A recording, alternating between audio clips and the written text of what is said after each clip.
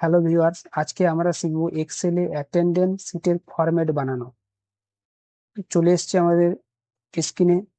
এখানে দেখো অ্যাটেন্ডেন্স শিটের একটা ফরম্যাট বানানো আছে।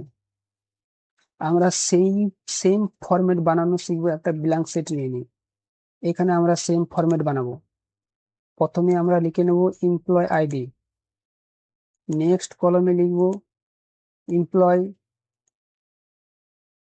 Employ name. নেক্সট কলমে লিখবো ডিপার্টমেন্ট। নেক্সট কলমে লিখবো ডেজিগনেশন। নেক্সট কলমে লিখবো ডেট। এখানে আমরা ডেট লিখবো। ডেজিগনেশন কিরকম হলো?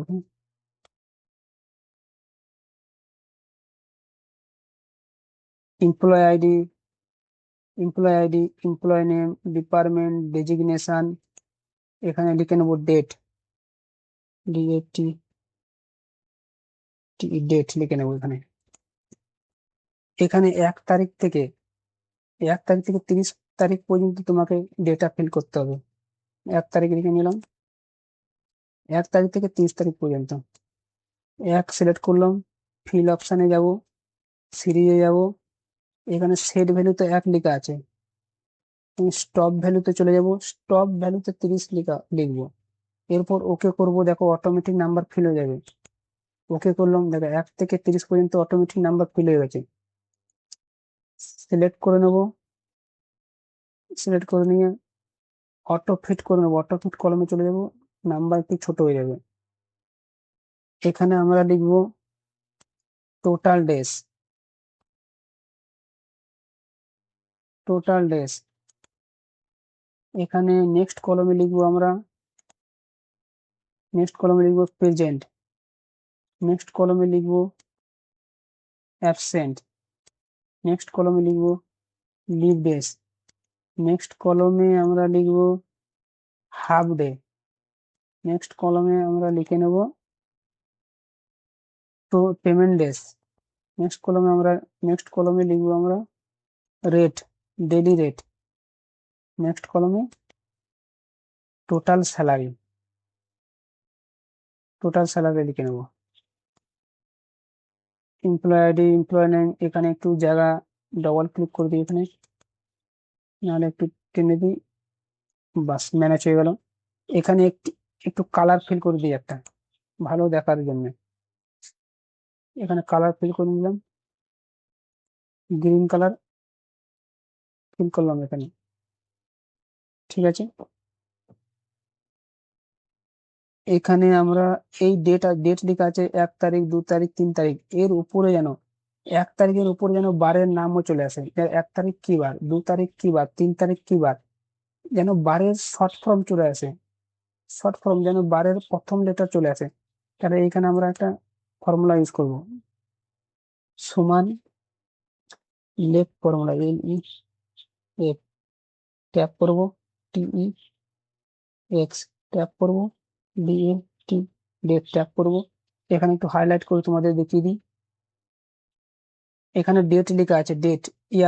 ইয়ারের জায়গায় কি লিখবো আমরা? 2026 লিখে নেব। না, আমি জুলাই মাসের ডেটা অ্যাটেন্ডেন্স শিট বানাচ্ছি, তাই আমি জুলাই মাসের 7 লিখে দেবো। তোমরা যদি আগস্ট মাসের করো তো 8 লিখবে। জুলাই মাসের 7 লিখে দিলাম। এই মান্থ হয়ে গেল। ডে, ডে কি লিখবো? ডে এর জায়গা তুমি 1 তারিখ সিলেক্ট করবে। 1 তারিখ। ডে এর জায়গা তুমি 1 তারিখ সিলেক্ট করবে। 1 তারিখে কি বার সেটা চলে আসবে। ডে এর জায়গায় 1 তারিখ সিলেক্ট করলাম। ব্র্যাকেট ক্লোজ করব, কমা দেবো। ডবল ইনভার্টেড কমার মধ্যে 4টে ডে লিখবো। ব্র্যাকেট ব্র্যাকেট ক্লোজ করব, ব্র্যাকেট ক্লোজ। নেক্সট লিখবো কি না, লেফট ফর্মুলা এখানে লাগাবো। নেক্সট লিখবো 1। সানডে মানডে আসে, কিন্তু সানডে মানডে আমার প্রথম লেটার লাগবে। সানডে হলে S, মানডে হলে M, থার্সডে হলে T, ওয়েডনেসডে হলে W। এরকম আমার লাগবে, একটা লেটার লাগবে, তাই এখানে 1 লিখেছি। এন্টার করে নেবো। ব্র্যাকেট ক্লোজ হচ্ছে, এন্টার। W চলে এসছে এখানে। এটা ড্র্যাগ করে নেবো, একটু ড্র্যাগ করে নেবো। দেখো, ড্র্যাগ করে নিলাম। দেখো এই ডেটের উপরে কিন্তু বারের নাম চলে এসছে, দেখো 1 তারিখে ওয়েডনেসডে, 2 তারিখে থার্সডে, 3 তারিখে ফ্রাইডে, 4 তারিখে স্যাটারডে। আর ডেটের উপরে 1 তারিখের উপরে বারের নামও চলে এসছে শর্টকাটে, শর্টকাটে বারের নাম এসছে। আর তোমরা যদি চাও যে 1 তারিখের পাশেও যেন জুলাই, 1 জুলাই, 2 জুলাই, 3 জুলাই আসে, তাহলে তোমাদেরকে সেটাও বলে দিচ্ছি কিভাবে করতে হবে। 1 তারিখের পাশে যেন 1 জুলাই, 3 জুলাই, 4 জুলাই, 5 জুলাই লেখা আসে, তাহলে 1 সিলেক্ট করবে, সিলেক্ট করে নেবো পুরো। 1 থেকে 30 পর্যন্ত সিলেক্ট করে নেবো, 1 থেকে 30 পর্যন্ত রেঞ্জ সিলেক্ট করে নিই। 1 থেকে 30 সিলেক্ট করে নেবো। এখানে Ctrl+1 প্রেস করব, কাস্টমে যাব, এখানে কাস্টমে গেলাম, কাস্টমে গেলে জেনারেলে যাব, কাস্টমে গিয়ে জেনারেলে যাব, এই যে জেনারেল, এই জেনারেলটা কেটে দিয়ে আমি লিখব ডি স্পেস জে, শর্টকাটে লিখলাম জুলাই। বুঝতে পেরেছ? এবার ওকে করব, দেখো অটোমেটিক ডেট চেঞ্জ হয়ে যাবে। দেখো দেখো 1 জুলাই, 2 জুলাই, 3 জুলাই, 4 জুলাই, 5 জুলাই, অটোমেটিক দেখো ডেট চেঞ্জ হয়ে গেছে, অটোমেটিক ডেট চেঞ্জ হয়ে গেছে। বুঝতে পারলে? তাহলে ক্লিক করে দিলাম, অটোমেটিক ডেট চেঞ্জ হয়ে গেছে। আর উপরে উপরে কি করব না, উপরে তাহলে আমরা স্যালারি শিটের নাম লিখে দিই, এখানে এই উপরে স্যালারি শিটের নাম লিখে দেবো। একটু ছোট করে নিই, অনেক বড় হয়ে গেছে মনে হচ্ছে, একটু ছোট করে নিই। এটা তাহলে একটু ছোট করে নিই, ক্লিক করব 30-এ, সিলেক্ট করে নেবো ডেটা, ডেটা সিলেক্ট করে নিলাম।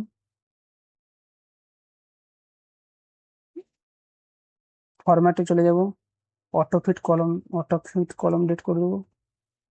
অটো ফিট কলম ডেট হলো কিনা, ও এটা আগে Ctrl+1 যেতে হবে, ফরম্যাটটা ক্লিয়ার করুন তো, নাহলে হবে না। অটো ফিট কলম ডেট, Ctrl+1 প্রেস করব, ওকে করে নেবো। এরপর অটো ফিট কলম ডেটে যাব, বাস ছোট হয়ে গেল। এর উপরে লিখবো আমরা salary sheet, control range select করে নেবো, মার্চ অ্যান্ড সেন্টার করবো এখানে, এখানে স্যালারি শিট লিখে দিই, স্যালারি স্যালারি শিট,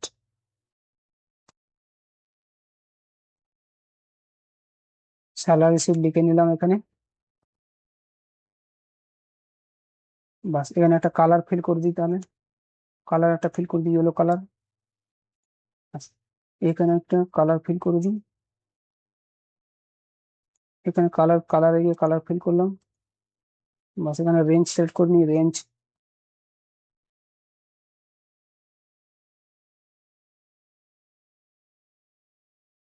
বর্ডারে চলে যাব, এখানে অল বর্ডার করব।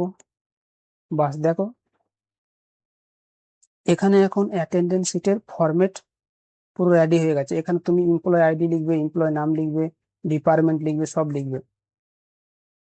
নেক্সট আমরা আলোচনা করব এই ক্যালকুলেশনের সম্বন্ধে। ঠিক আছে, আশা করি বুঝতে পেরেছো।